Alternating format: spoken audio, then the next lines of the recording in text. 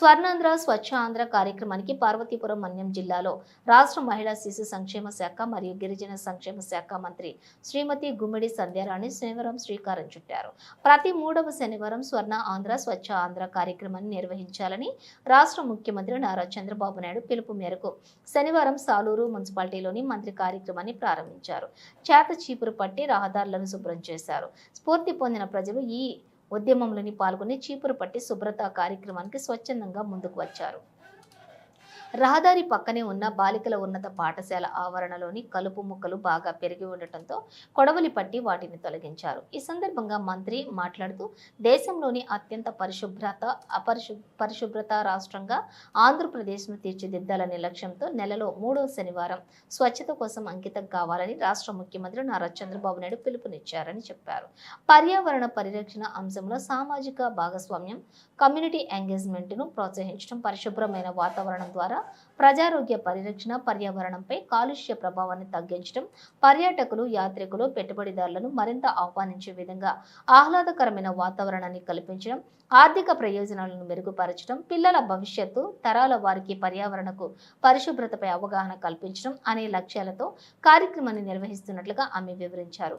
మార్గదర్శకాలకు అనుగుణంగా కార్యక్రమాన్ని విజయవంతంగా నిర్వహించేందుకు ప్రజాప్రతినిధులు, అన్ని వర్గాల ప్రజలు పెద్ద ఎత్తున భాగస్వామ్యం కావాలని ఆమె కోరారు. కార్యక్రమంపై ప్రజల్లో పెద్ద ఎత్తున అవగాహన కల్పించాలని ఆమె అన్నారు.